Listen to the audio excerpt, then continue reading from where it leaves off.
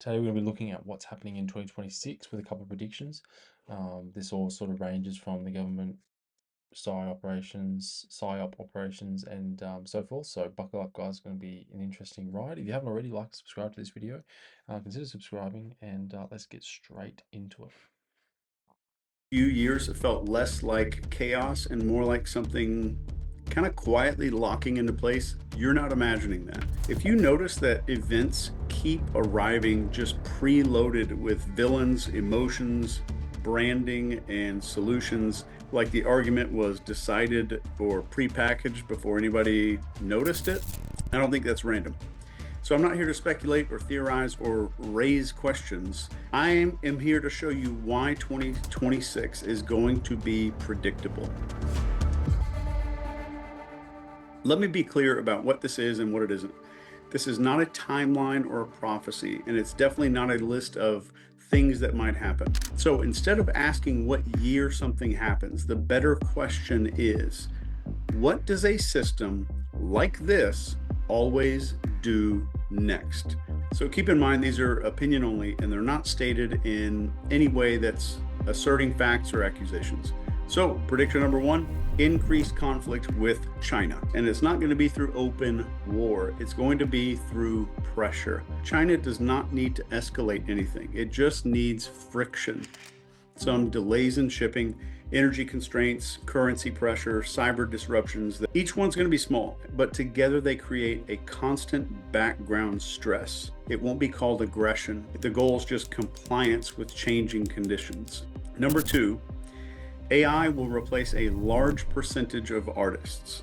Music and writing, illustration, voiceover work, video. It's cheaper, faster, and endlessly compliant with humans. So for a very long time, creativity was the last place that humans felt irreplaceable. Even when jobs were automated, art still felt really personal to us, and that's gone. So number three, the loneliness epidemic is going to accelerate. It's going to be very quiet, and most people assume loneliness comes from isolation, and that's not quite right. Loneliness comes from friction. Human interaction carries more friction than it used to. Every conversation feels a lot heavier. And politics are leaking into everything. One wrong sentence can turn just a normal conversation between people into a big problem. And you're going to see this show up everywhere. There's going to be fewer close friendships. There's going to be more surface level only interaction. Loneliness doesn't just make people sad, it makes us hyper suggestible. So loneliness is not some side effect of what's coming. It is one of the conditions that allows everything else to work. So number four, AI becomes a primary interface for mental health. Probably by spring of 2026, more people are going to talk to AI about their inner life and their mental state than they will to therapists. And that's already true in small numbers, but it's not going to stay small. It's always available. It's cheaper. It listens without interrupting. It has access to more data. It doesn't judge you. It doesn't get tired. It doesn't try to check its Instagram while you're talking on the couch.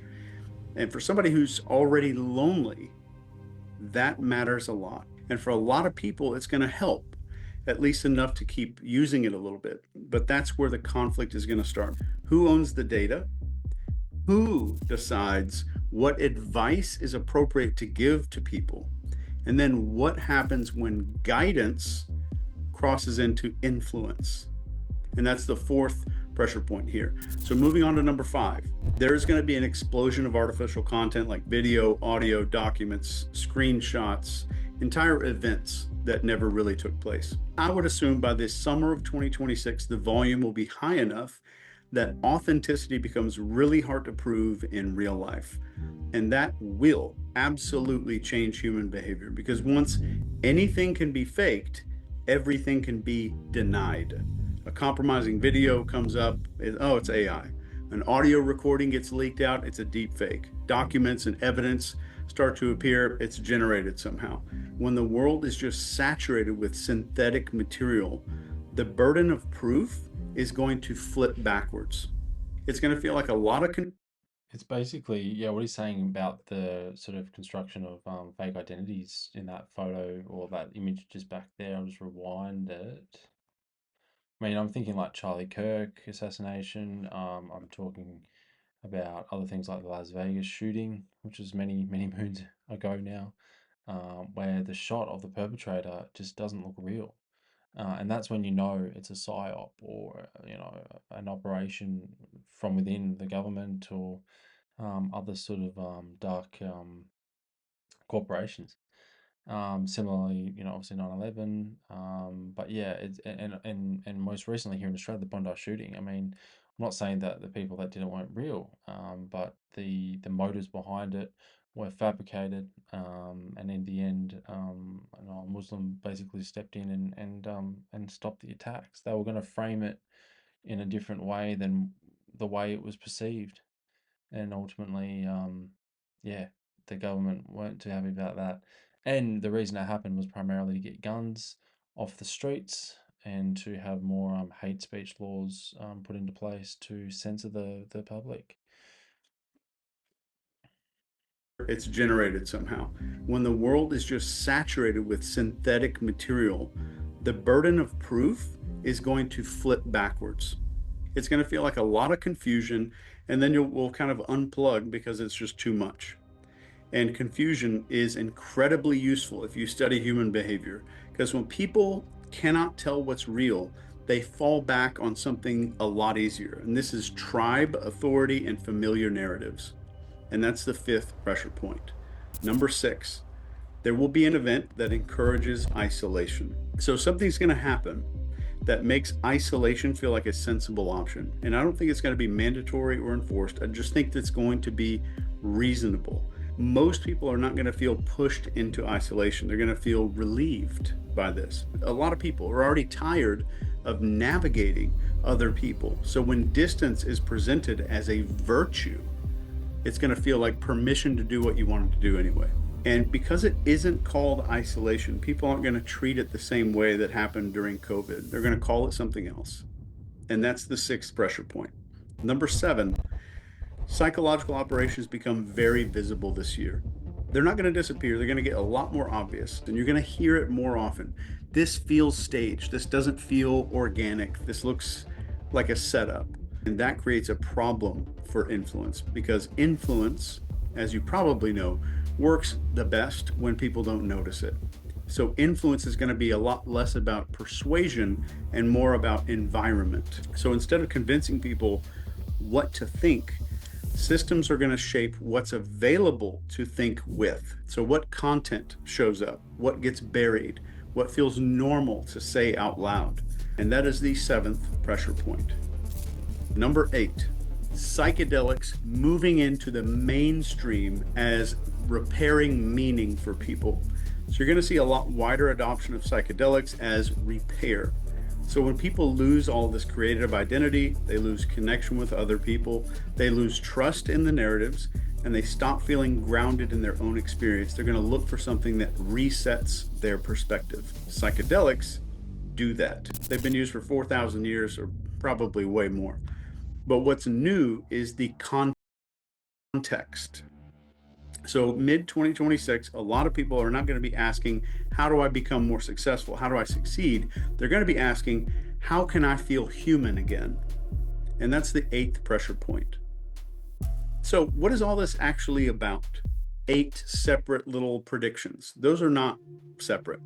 They're 8 expressions of the exact same condition. And that condition is a system under pressure, behaving predictably. So when geopolitics tighten up, pressure is going to replace the confrontation, just the pressure.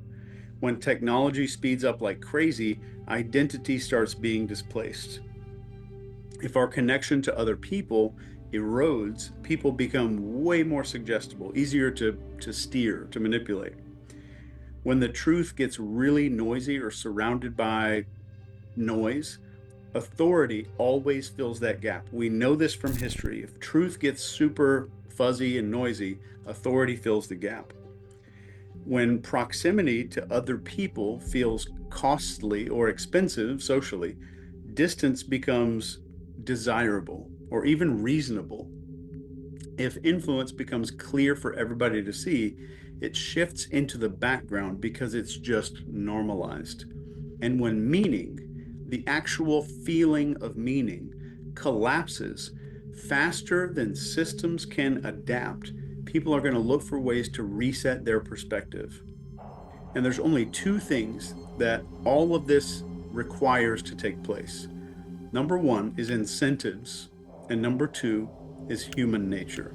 You don't need coordination at the top. So what's coming in 26 isn't about the control in the cartoon sense of the word. It's about adaptation and forcing people to adapt to something new. It's about systems adjusting to instability and people adjusting to those systems. And that's also why recognizing the pattern truly matters. Once you can see the pressures, you stop reacting to every event like it's isolated. What's being normalized here? What's becoming frictionless? So until then, I just want you to notice one thing. When something new shows up, ask yourself, does it feel like a solution or does it feel like an adjustment? And once you can tell the difference, the future stops feeling overwhelming and it starts making sense. Thank you for hanging out with me for a few minutes, and I hope your year is absolutely fantastic. Chase Hughes on YouTube there. And yeah, that last point when he's saying solution or adjustment, David Icke has a saying, problem solution, problem reaction solution. And, that's sort of the main three pillars of any sort of psyop that the government instills onto the people to assert a control on the main population. But we sort of experienced that through the 2020 period and beyond. But essentially, yeah, what Chase is saying for 2026, as he sort of touched on, was AI, a lot of fakery in the imaging, and as well as psychological operations, which again, we had a lot of that in 2025, the year just before. So um, again, he's saying that the system is under pressure and that a lot of people are catching on to their games, to their systems, to the way that they do things. And yeah, it's pretty evident that times are changing, and the narrative that they're trying to push is getting tired, and people are waking up essentially to things just not making sense. But what do you guys reckon? Comment down below, like, subscribe. What are your predictions for 2026? I'd love to hear them. But until next time, guys, I will see you in the next one. Cheers.